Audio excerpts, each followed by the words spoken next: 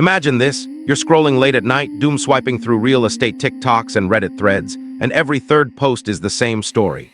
Somebody just sold their overpriced shoebox condo in California or New York, packed the U-Haul, pointed it south on a -35 or a -45, and landed in Texas with a fistful of cash and a dream of a big backyard and a backyard pool for half the price. That dream has been the Texas housing story for the last 5 years. But right now, in December 2025, something massive is shifting under the Lone Star. Prices in some cities are actually falling for the first time in a decade, inventory is exploding like we haven't seen since 2009, and the comment sections are screaming two completely opposite things. Texas is in a housing crash, and this is the greatest buying opportunity of our lifetime. So which one is it? Is the Texas miracle finally cracking, or is this the calm before the next even bigger boom? Today, we're doing the deepest dive on the internet into the 2025-2026 Texas housing market. We're talking statewide numbers, city-by-city breakdowns, migration data, insurance bombs, builder incentives, investor plays, first-time buyer strategies, and the one question everybody wants answered. If you're thinking about moving to Texas or investing here, is right now the moment you've been waiting for, or the trap you need to avoid? Let's find out. First, the macro picture, because you can't understand any neighborhood without knowing the statewide pulse. As of December 2025, the median home price across all of Texas sits between $330,000 and $341,600 depending on whose data you trust. Texas Real Estate Research Center says $341,600 in October. Zillow says closer to $335,000 in November. Either way, that median price is down roughly 1–2% from the same time last year. That might sound tiny, but in a state that saw 40–50% appreciation from 2020 to 2022, a year-over-year price drop is a screaming headline. Active listings have ballooned to almost 180,000 homes for sale statewide. That's up almost 9% in 12 months, and the highest inventory Texas has seen in over 15 years.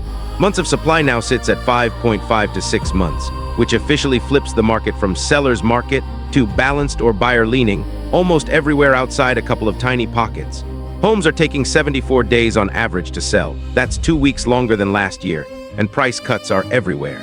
The average home that sells right now closes $15,000 to $20,000 below original list price. Sales volume is down about 3% year over year. New construction permits are starting to slow, and builders are throwing in free refrigerators, rate buydowns, and even paying closing costs just to move inventory before the books close on 2025. But here's where it gets wild. Even with all those cooling signals, Texas still added more people last year than any other state in America. Almost 600,000 new residents when you count domestic migration and international arrivals. Jobs are still growing, especially in tech, energy, healthcare, and logistics. Unemployment is below the national average, and wages in the big metros are up 4–6% year over year. In other words, the fundamentals that made Texas explode are still there. The market just took a massive breath after sprinting uphill for half a decade. Think of it like a prize fighter who just went 12 rounds. He's breathing heavy, sweating, maybe even staggered for a second, but he's still standing in the ring, and the crowd is bigger than ever. So let's talk about the four horsemen riding through the Texas market right now. Mortgage rates, insurance costs, new construction hangover, and the great California exodus that's finally slowing down. Number 1, mortgage rates.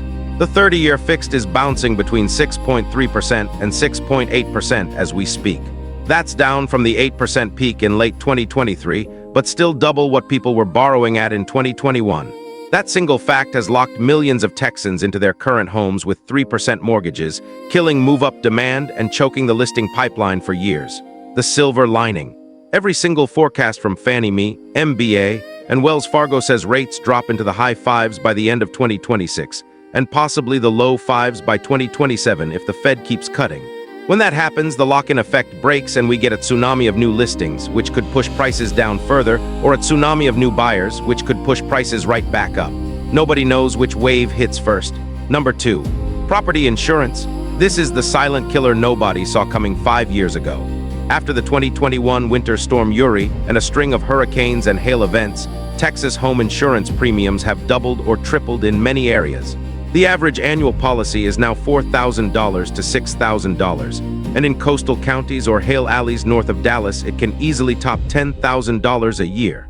That extra $400, $800 a month in carrying cost is wiping out a lot of the affordability advantage Texas used to brag about.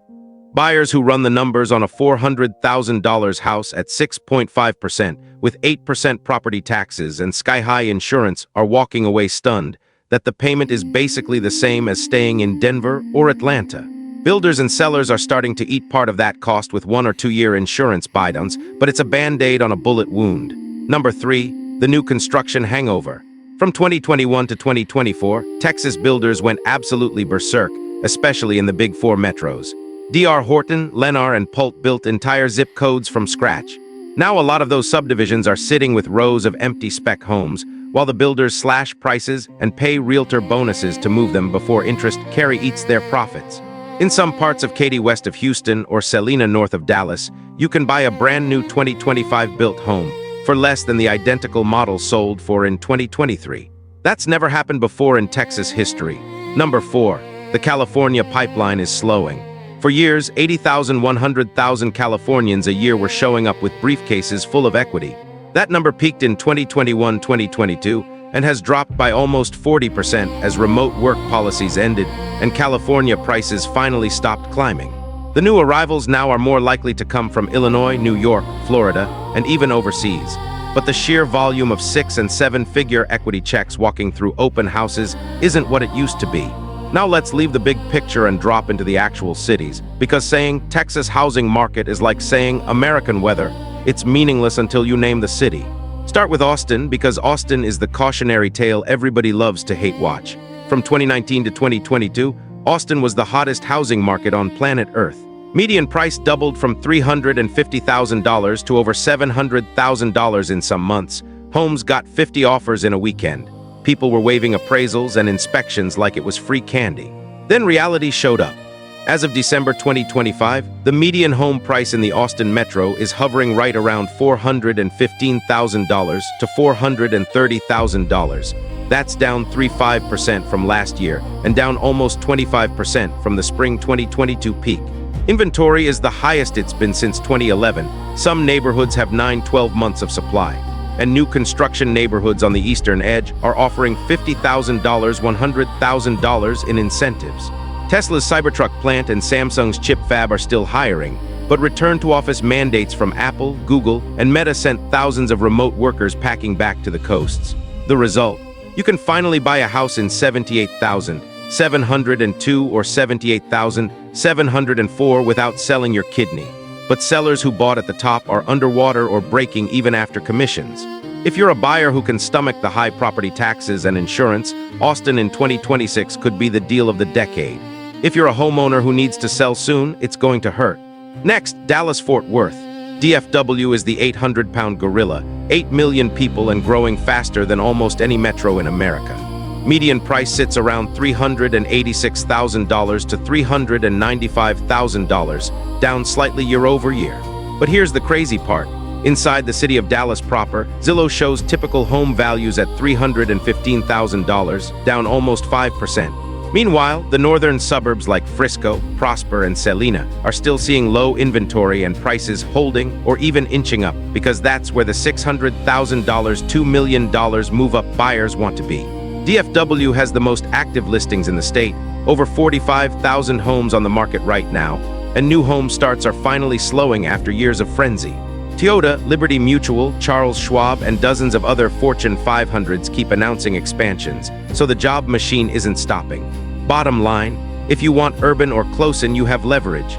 If you want top school districts in the burbs, you're still competing. Houston, the sleeping giant, 4 million people in the city, 7 million in the metro, and energy is back, baby.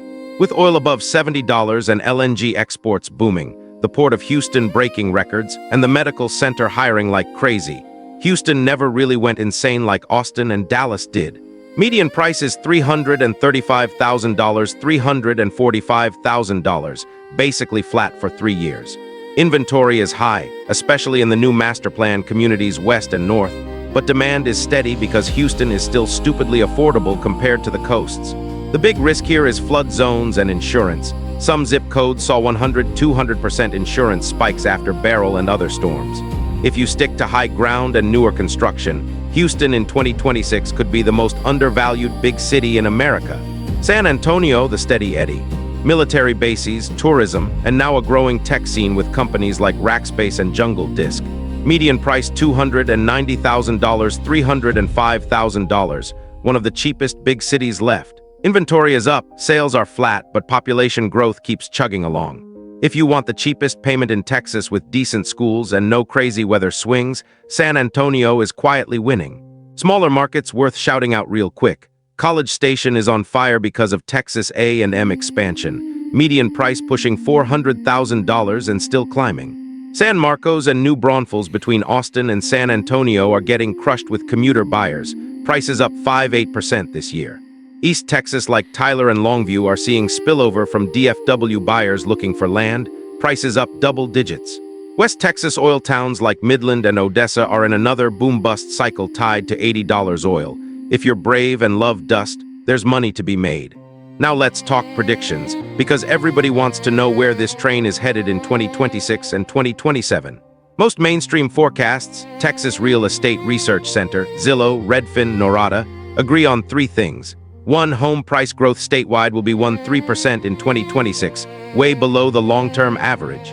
2. Sales volume will rise 5–10% as rates drop and more sellers finally list. 3. The market stays balanced or buyer-friendly until at least summer 2026, then starts shifting back toward neutral or seller-leaning once rates hit the 5s. The wildcard scenarios. If the Fed cuts aggressively and rates fall to 5.25% by Christmas 2026, pent-up demand from California, New York, and locked-in Texans could create another wave of multiple offers in the hottest suburbs. If we get a recession or oil drops below $50, the overbuilt areas could see 5–10% price drops and builders walking away from half-finished subdivisions. Investor angle real quick. Cash flow investors are backing away from new build rentals because rents have flatlined or dropped 5–10% in many areas while insurance and taxes exploded. Flippers are getting burned left and right, buying 2022-2023 peak properties and trying to sell into 2025 inventory. The smart money right now is buying 1990s, 2010s resale homes in good school districts, fixing cosmetic stuff, and holding for the next cycle, or snapping up new construction with huge builder incentives and locking in low property tax basis under Texas Proposition 4 rules. First-time buyer strategy. Get pre-approved now, even at 6.5%, because when rates drop, you'll be ready to pounce. Focus on homes priced $250,000, $400,000, where inventory is deepest and sellers are most motivated. Look for properties with assumable FHA or VA loans in the 2–4% range. There are thousands floating around Texas right now. And negotiate everything: closing costs, repairs, rate buy-downs, home warranties. This is the most negotiable market Texas has seen in 15 years. Final verdict: Texas is not crashing. Texas is resetting. After one of the biggest housing run-ups in American history, the market is giving buyers a window we honestly didn't think we'd see again in our lifetimes.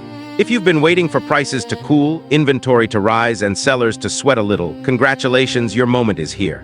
But window's close. When rates drop below 6% and the lock-in effect breaks, the same forces that drove the last boom, jobs, migration, no state income tax, will drive the next one. The question is, will you buy during the reset and ride the recovery, or wait for FOMO to kick in and pay 20% more in 2028? Texas is still the land of opportunity. It's just taking a quick nap so the smart money can load up before the alarm goes off again. Thanks for riding shotgun on this monster deep dive. Drop a like if you learned something, comment your city and whether you're buying, selling, or holding, and subscribe, because the second rates drop, I'm dropping another hour-long update.